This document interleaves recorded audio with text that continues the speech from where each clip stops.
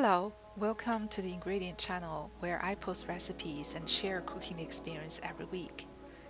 In this episode, we're making red bean paste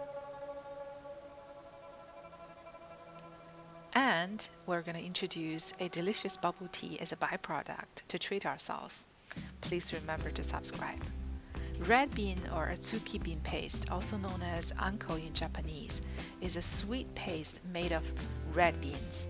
The paste is typically served as fillings for many Asian pastries, desserts, and steamed food. It is high in dietary fiber, which regulates blood sugar level and promotes digestive health. This episode is the intro of the red bean series. In the next couple of weeks, I will introduce a couple of recipes using the pastry as fillings and hope you could check out later. I do, however, introduce a simple and delicious soft drink recipe in this episode as a byproduct. Let's get started.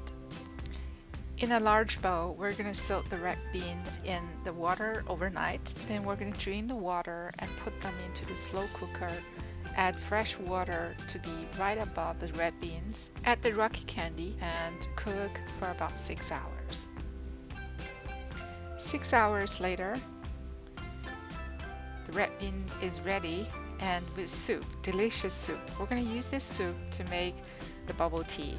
Just mix the red bean soup with the boiled tapioca balls, honey, and milk. It gives us the delicious soft drink which we can enjoy while making the paste. Check out my mung bean bubble tea recipe to find out how to boil the tapioca balls. Let's make the paste. In a heated pan, I'm going to put in the boiled red beans.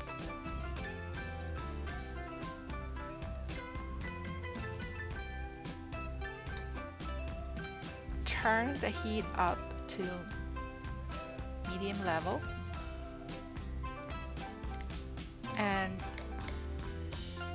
we are going to stir fry the beans and use 2 spatulas as needed to smash the beans into pastes while it's being heated and the water is evaporating. While the paste is getting sticky, we're going to put the butter in and wait until the butter melts. Just keep stir frying.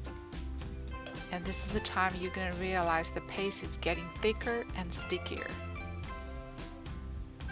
Until you feel it's solid enough, can form a shape, that means the paste is ready. Just shovel them out, put it into a bowl, and put aside for later use. In the next couple of episodes, I'm going to introduce how to use these pastes to make delicious pastries and food. So come back, check it out. However, the paste is actually as delicious as is. From time to time, I eat them directly out of the jar. Sweet with a hue of butter taste. Yum. Why don't you try it? Good to have you. Please subscribe and support. Thank you.